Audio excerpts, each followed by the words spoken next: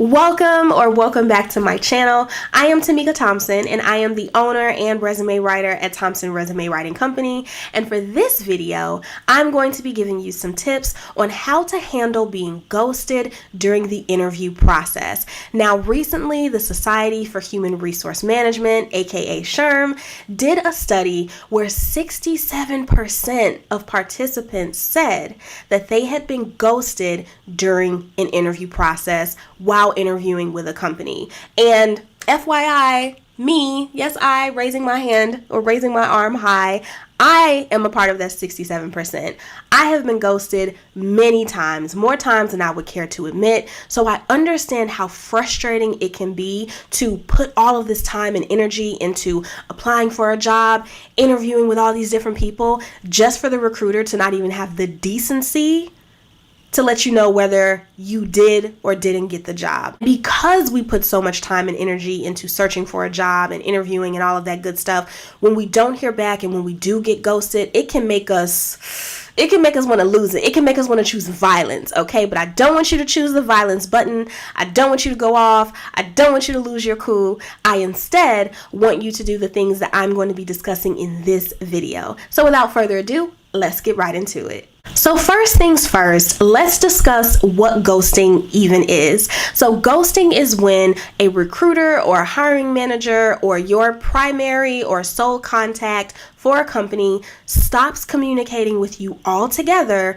while you are interviewing for a job. So let's say you just had 3 back-to-back round interviews, and then it's been 2 weeks or 3 weeks or maybe even a month and you have heard absolutely nothing. So basically, again, it's when you're interviewing for a job and all of a sudden you just hear crickets. You hear nothing. There's no updates. There's no rejection. There's no letting you know we went with someone else. There's no job offer. There's no we're moving forward with you and we want to move forward with next steps. It just goes completely dead silent, almost as if you never spoke to anyone at all and almost as if you never applied for the job in the first place. Like, it's crazy. This means that there is no email, no phone call, no text message, either generated directly from the person you were speaking with or automatically from some sort of a system. Like, there's zero communication, nada, zilch. And this can be for a few reasons. Number 1 is if there's a hiring freeze.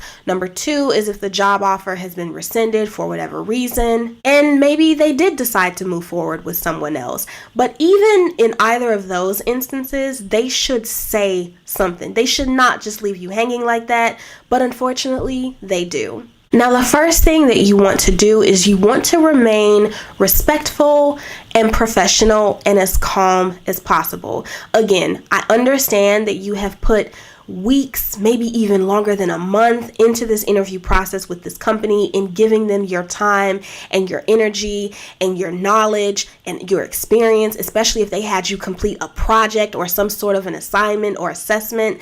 I get it. The last thing that you want to do is show your blatant anger and frustration either in person or communicated via email. And we all know what an aggressive email sounds like, and we all know what an aggressive person looks like. So do not be that person. Again, I know that you may be mad. I know that you may be pissed off, to the utmost level of passivity, but do not display that. You want to remain professional, calm, poised, tactful in spite of, because at the end of the day, they're the ones who are unprofessional, and I do not want you to stoop down to their level by showing them your frustration and your anger. Now that you're calm and you're professional, or back to being professional, and maybe you're a little bit more laxed, I want you to, number 1, write a firm email or leave a firm voicemail with the person whom you were speaking with. So whomever the recruiter was, or the hiring manager was, or whomever your point of contact was,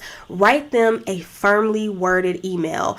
Don't make it any longer than, let's say, I want to say 2 short paragraphs or maybe even 3. And if it's a voicemail, try not to have it go any longer than, let's say, 3 minutes. And the main thing that you want to express in your email or in your voicemail is how disappointed you are at their lack of respect for your time. Like, hello, you've been meeting with people for hours at this point. You've had like multiple 1-hour interviews or 30-minute interviews or whatever. Maybe you've driven on site to the location, and them not saying anything to you, especially after you have given them your time, your expertise, your knowledge, is such a slap in the face. So be very firm in expressing your disappointment for their lack of respect of your time. And you can also express how excited you were to work for the company. You can also be frank in saying that this has tainted your perception of the company, that you upheld or held this company to a certain standard and you were really looking forward to working with them, and that the process up until this point was great and you could have envisioned yourself being an employee there, and your perception of them is tainted. The second thing that you can do is you can contact their human resources department directly, either by looking it up on Google or the company's website, or you can also leave a review on Glassdoor or Indeed. And this is very popular. Now, we all know that people go on these websites and they will air out everything, and you can get insight on how the interviewing process was in relation to the questions that they asked people and the salary offers that they received. And people will also say if this company has a habit of ghosting people. So if you're scrolling through the reviews and you're scrolling through some of the comments and you're noticing that a lot of people are saying that they have been ghosted, go ahead and add your story to the list as well, so that other candidates in the future will know, hey, this company is known and has a reputation for ghosting people, and you can also share your experience too. Then last on this list is you can also leave a comment on their social media. And let me tell you, as a marketing professional who has handled professional social media accounts, brands and companies cannot stand this. Okay, if you want a response, unfortunately, like I hate that this is the way that society is, that you have to do something like that, like comment publicly on Instagram or Twitter or blast them, letting them know that, hey, your people ghosted me to get a response. But that's just where we are. Companies care a lot about their online reputation and what people are tweeting and saying, and seeing a comment like that in the comments and everybody piling onto that comment and liking the comment and saying, hey, so-and-so, why did you, ghost this person and all of that. If it blows up, like we all know the internet has a propensity to do, then you may get a response, and you may not even want to move forward at that point, but that's just another option that you have. So just to go through the list, number one, you can write a firmly worded email expressing your disappointment, or you can leave a voicemail. Number two, contact the HR department directly and let them know what happened. If there's a number or a line that you can call, either anonymously or whether you can just state your name and leave a message or something, leaving a review on Glassdoor or Indeed, and then number four, leaving a review on social media. Just a quick recap.